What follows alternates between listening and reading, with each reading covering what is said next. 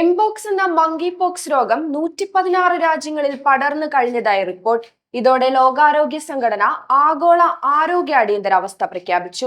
1958-ൽ ഡെൻമാർക്കിലെ കുരങ്ങുകളിലാണ് ഈ രോഗം ആദ്യമായി തിരിച്ചറിഞ്ഞത്. മനുഷ്യരിൽ ആദ്യമായി എംപോക്സ് രോഗം റിപ്പോർട്ട് ചെയ്തത് 1970-ൽ ഡെമോക്രാറ്റിക് റിപ്പബ്ലിക് ഓഫ് കോങ്കോയിൽ 9 വയസ്സുകാരിലാണ്.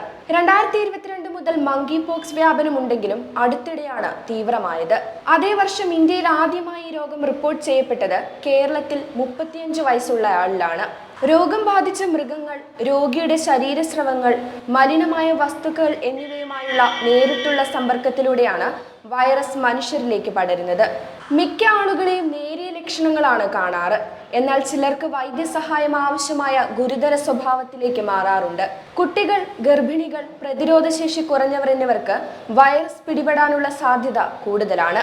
അടിയന്തര ശ്രദ്ധ ആവശ്യപ്പെടുന്ന രോഗത്തെ ഗ്രേഡ് 3 എമർജൻസി വിഭാഗത്തിലാണ് ഉൾപ്പെടുത്തിയിരിക്കുന്നത്.